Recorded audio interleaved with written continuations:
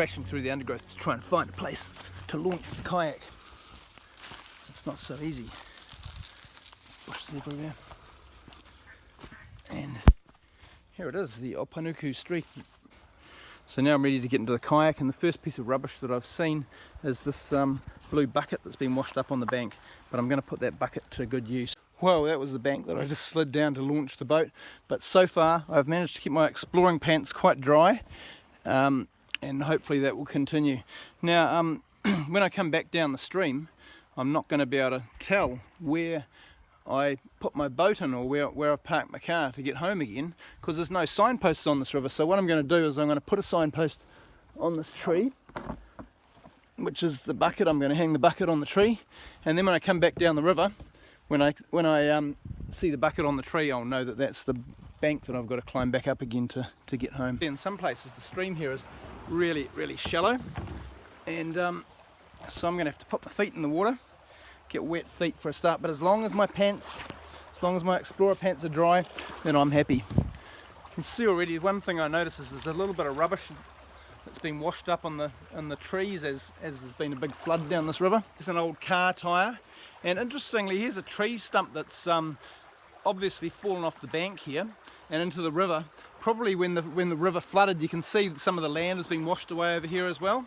So it's interesting what happens to the stream when it floods. Pollution in the stream. There's an old tyre, and over here there's a bottle up on the bank, and oh, what's this over here?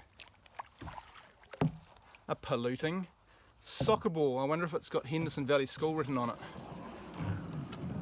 No, it doesn't. It has Ferndale Lodge. Luckily for someone at Henderson Valley School, it didn't kick the soccer ball in here. I think we'll keep that one. Can be our friend if we see Makaroa. Maybe Makaroa would like to have a game of soccer with me. And here's some more rubbish, just a plastic meat tray. And in places like this is where, or on the corners of streams, is where all the rubbish collects. There's a bit of polystyrene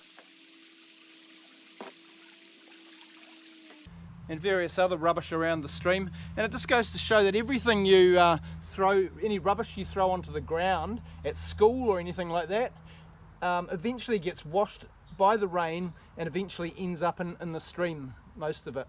So it's a really good reason for not dropping litter, because it ends up in the stream, and guess where that goes to? It gets washed down the stream and ends up in the sea.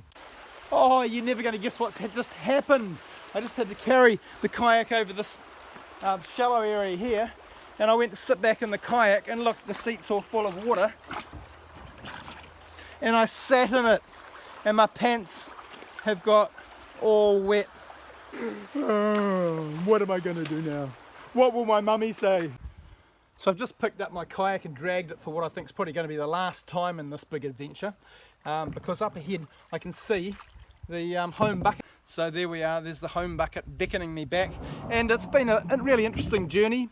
I've achieved one of my goals, which was to take a look at the Opanuku stream and see if there are any environmental problems here, and I've discovered that there's a little bit of rubbish pollution, but the main problem that I can see is the problem with erosion due to flooding in the stream. When there's big rainstorms and the water washes down really fast over the land straight into the streams. If the land here was covered in more native forest, the native forest is nature in its natural state, and in a forest you have a whole lot of kind of compost called humus on the floor of the forest, which is made up of all the leaves of trees falling down, trees and leaves and branches all rotting down. And when there's heavy rain on a natural native forest, the rain soaks into that humus layer on the forest floor and gradually soaks through and into the streams. But when the forests have been cleared and planted in grass, when there's a heavy rainfall, the rain just washes straight onto the grass and it washes straight into the river. And you've seen along here that the river level has really risen really high during big storms, and that causes a problem because it causes banks to wash away, like you can see here, and all that dirt and soil gets washed down the stream into the sea, where it will make the sea all muddy, less clear, and it can bury shellfish beds, and it can bury the habitats that fish need to feed, like, you know, seaweed beds and things like that. It'll bury rocks where there's shellfish that fish can feed on. So anything that's causing problems in streams is eventually going to find its way down to the sea and cause a problem down there. And the same with rubbish that you throw onto the land. It gets washed by the rain and always generally finds its way into the stream sooner or later, and that gets washed down to the sea and ends up polluting the sea. So there's a good lesson there. Take care of your rubbish. Don't drop your rubbish on the ground, because it's going to end up in the sea eventually through the rivers. And we need to plant some more trees around here too, I think.